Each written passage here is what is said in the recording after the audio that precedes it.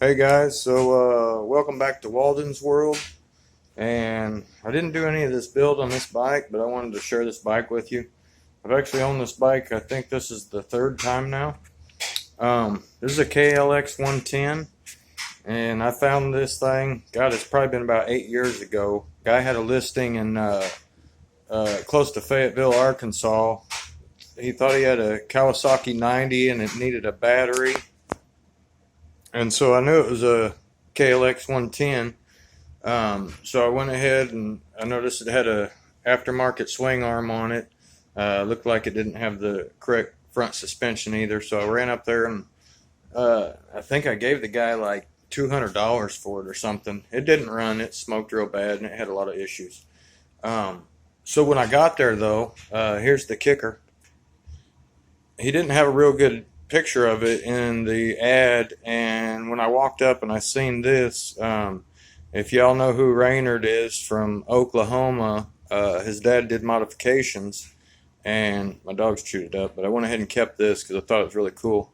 Y'all can look him up. He was the youngest guy to ever go pro motocross, so right then and there, I knew it had been modified more than likely from his dad, so I was all in. Let me show you what it has. Okay, so what they did is this is actually a Works, W-O-R-X shock. It's really old. Their company's out of business now, but I was still able to build it.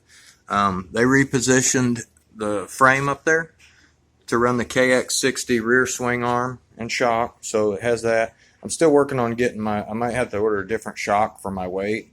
Works great for my grandson. And it had a pipe. When I originally got this, it had still had the manual 3-speed in it. It had the 143 kit. It had a Takagawa cam in it, which I put in this one. And since then, I've tore this whole thing apart because the case was broke on the foot peg. It's now got a 155 stroker kit in it, 143 cylinder, of course, the 55 millimeter cam or crank. I put the Takagawa head in this one, or cam, gosh. And so this has also got the KX60 front suspension. And what he did on that is if you actually pulled these caps off, there's a piece of, he actually cut the ends of handlebars off to the number 3 mark, and he put them in there. Now I ran 20 weight oil in here to stiffen it up for me, and I think I put 15 or 20 in the back. I went ahead and got an oil cooler. And for right now, I just got it zip tied. I actually put that in last night. And when I started her up, because I bought this off of my buddy who bought it off another buddy who bought it off me and yada, yada, yada. But anyway, they've got some rigmarole going here. So I've got a major air leak going on. So it don't even run right now. But I did get my lines routed up how I wanted them. So I'll have to get a new air filter for it. And I did put this one's got the manual. I put the 4-speed shifter drum in it now, and it's got the manual clutch. I do need a new clutch on this thing. It is shot. I got the SICK 110 brake. So other than that, it's pretty sweet. I did put a little bit extra oil in there because my oil cooler, I filled it up to the very top line. But it's going to be a pretty sweet little bike. Pro taper bars. Got the Raptor bars on there. So I just tore all the stickers off. It had Monster Energy on there. I didn't really care for it. But anyway, we're going to start riding pit bikes.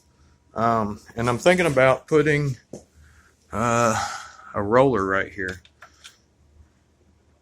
I think I could just mount one right there. I'd feel more comfortable about that. And then trying to get a space saver.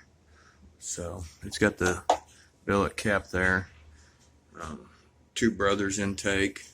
So pretty sweet little bike. I gotta get that intake all fixed though. Hopefully it's just a plastic deal in there. I should have one of those.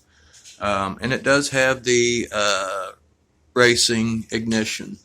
So pretty sweetness. Anyway, y'all like, subscribe, and hit the notification button.